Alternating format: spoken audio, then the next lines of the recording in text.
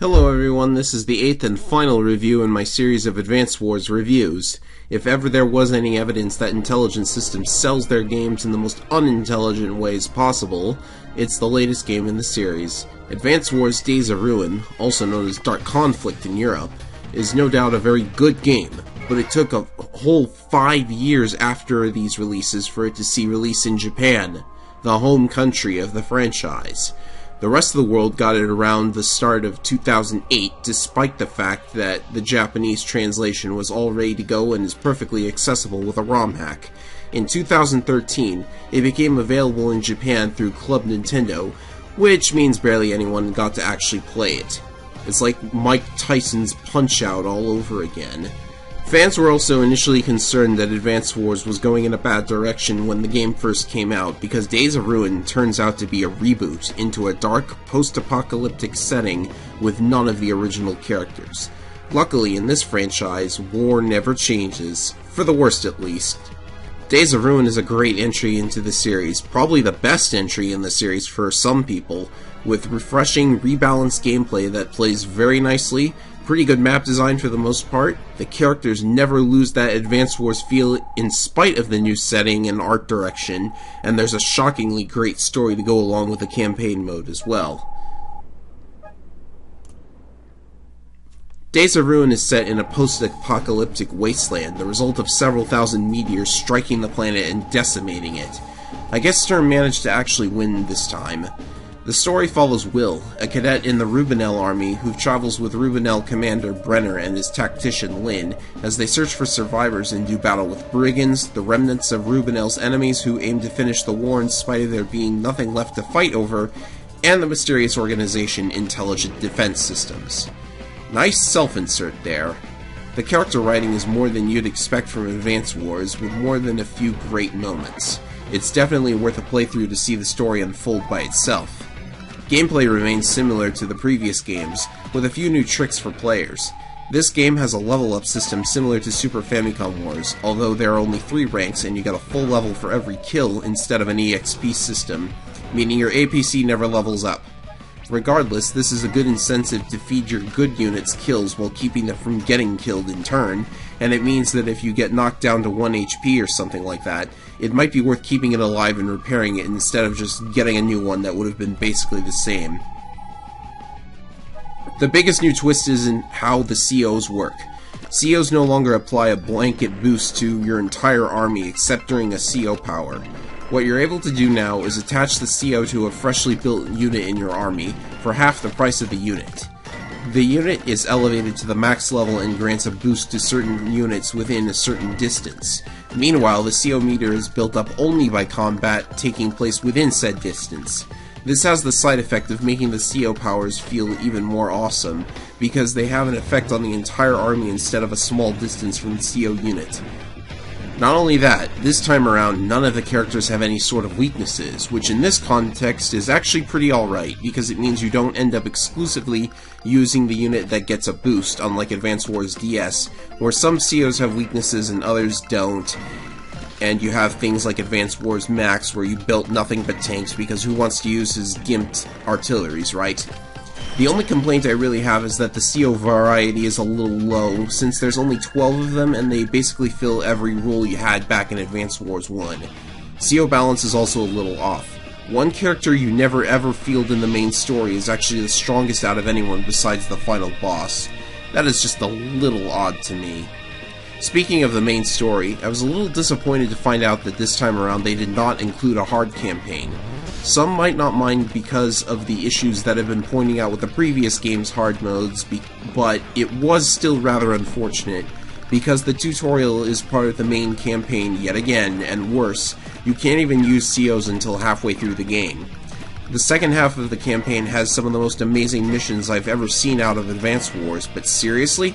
There's no reason to at least try and make some of the early missions a tad harder so we can justify the use of COs. And honestly, after the totally disappointing final battle in Advance Wars Days of Ruin, we would really like a hard mode variation. There's no traditional war room or survival modes either. Instead, the campaign map has an extra 38 trial maps in addition to 26 campaign maps. The trial maps are basically extra challenges. The problem I have with these is that most of them are so obviously phoned in. Either they're very small and quick to complete, which is fine considering the game is portable, sure, but some maps are outright copied and pasted big maps from a previous game. See Tatter River, Web River, Duo Falls, and a bunch of others that I can't think of right now. But some of the trial maps are new, and those are usually the good ones. Also, does anyone else think Metro Island looks like a Metroid? I mean, it's gotta be right. The community does maps like this all the time, so it's fun to see the developers try it themselves too. Believe me, I love the campaign maps. This is probably the best campaign since Advance Wars 1, and you might even like it more than Advance Wars 1. This time around, you're also able to replay any map you want, anytime, instead of having to run the whole campaign again just for one mission you don't have an S rank on. Speaking of which, they changed the scoring system, and this time it's a little iffy. Power now depends on the damage dealt and the number of attacks you've made as well, and now technique depends on how much you've built and how much you've lost. In other words, you now do worse if you make too many attacks or build too many units. I suppose it's good to counter the whole, get 100 technique by spamming a bunch of infantry on the tail end of a map. These are good. They forced me to get more out of each individual unit, but now you can score up to 450 points on each individual map, while you still only need 300 for an S rank. This means if you max 2 categories but bomb the third, say if I complete a sick HQ capture and get 150 speed and 150 technique, don't worry, it's still an S rank. Seems kind of strange. Some of the old units got some changes made to them. The big one is the Rig, which is the new APC. Carries infantry, resupplies, and now has the ability to build temporary airports and ports, which repair relevant units but do not build them. This ability comes to us from Game Boy Wars 3, and it rocks.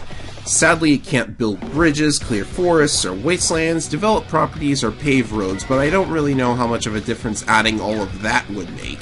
I'll take what I can get. Now I can repair planes closer to where all the action is. Ah, but I know what you're all thinking, because it's the question every player asks. Has Navy improved at all? Yes. Is it fun outside of campaign? Battleships now move and fire in the same turn, making it the first indirect to do so. This makes it much more worthy of its price point. Black boats, however, have been replaced by gunboats, which fire once before needing more ammo and carry only one foot soldier. Since the cruiser and submarine are still very expensive, Navy gameplay is still much slower than we'd want it to be. Aircraft carriers lost their ranged missiles and therefore have no offense capabilities aside from the weakest anti-air gun in history, but they can build a new air unit for themselves. The seaplane. It attacks everything, but it can't venture far from the carrier before needing more fuel, and honestly, since the carrier costs a lot, paying even more for a seaplane isn't really all that appealing at the end of the day. At least you can launch the planes like in Game Boy Wars 3. Sort of. It's only the carrier that can do that, and they can't move before the plane launches. Fortunately, the ground and air game is better than ever. There's a biker infantry unit now, and it's great for capturing properties quickly without needing a rig to carry a soldier. The other new plane is the Duster, which can attack any unit but is weaker than a bomber or fighter. The anti-air tank is a new indirect without a blind spot. It can, in fact, attack directly, and its defenses are pretty big. Missiles got upgraded to a maximum range of 6 spaces, so maybe you'll use it. Nah, you'll never use it still, but the thought is appreciated. And the map editor? It finally got the upgrade it rightly deserved. Not only can you save as many as 50 maps to one cartridge, those maps can be as big as 30 tiles by 30 tiles. You can place up to 99 buildings as well. Previous games had this weird arbitrary limit of 60.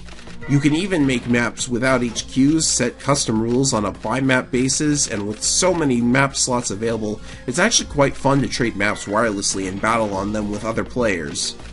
Basically, the map editor now allows for a lot more freedom, which is something I've been looking for in a map editor for some time.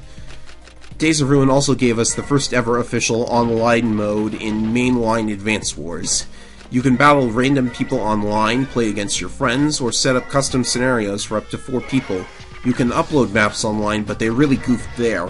You can only upload a map up to 10 tiles by 10 tiles in size, and the maps just get downloaded randomly. Also, the random Wi-Fi mode picks out a random non-custom 2-player map out of everything available on the cartridge, which unfortunately means it's entirely possible the game will pick Fist Peninsula. Of course, the only way to play online now is with a mod due to the servers being shut down. But there is in fact still a player base, so it's not too late to get into Advanced Wars yet. With the best multiplayer in the series so far, a really good campaign mode that might just surpass Advance Wars 1 for some players, Days of Ruin is a solid quality entry into a niche Nintendo classic series. It's amazing to me that Japan didn't get this game for so long when it's so good, and the translation was basically ready to go. Meanwhile, it was popular for some time basically everywhere you could actually play it, and even fans of the previous games were enjoying it and still do. However, things have quieted down and everyone's wondering why Advance Wars as a series has gone completely quiet these days. Unfortunately, the future is looking grim for Advance Wars. The fanbase obviously exists, otherwise there wouldn't be so many fan attempts at recreating the gameplay of the series. However, Intelligent Systems seems to have fooled themselves into thinking the game won't sell well enough for them to give Advance Wars another chance. When Fire Emblem Awakening hit the 3DS, it sold a lot, enough to save that series from extinction in fact, except Intelligent Systems doesn't seem to know the real reason it sold a lot. Awakening was one of the first Intelligent Systems games in general to get lots of press, lots of advertising, and the timing of its release basically couldn't have been better. If another Advance Wars game came out and got all of those advantages, I think it'd do pretty well, but now Intelligent Systems, in my opinion anyways, was led to think Awakening had everything a strategy game player wants, and if you ask me, it honestly doesn't, but that's a review for another day. If it's really Nintendo's opinion that Advance Wars doesn't seem to offer what Fire Emblem currently can, it isn't hard to imagine them ditching the series entirely and going with a big moneymaker. Even though I'm sure Advance Wars can still be a moneymaker, it just has to have the opportunity that Fire Emblem did, and unfortunately, if Intelligent Systems continues to push what they're currently pushing, it might not ever get that opportunity, which is rather saddening. Well, that's enough rambling out of me. Thank you everyone for watching my series on the Advance Wars games. It's one of my favorite series, and I hope I've gotten at least a couple of people to give the games a try, especially the older ones. I'm still holding out for another Advance Wars one day, though I doubt it'll happen. And if it doesn't, we still have ROM hackers to fall back on in the future. Again, thanks for watching. As for what I'll do on YouTube here on out, I have a couple of ideas.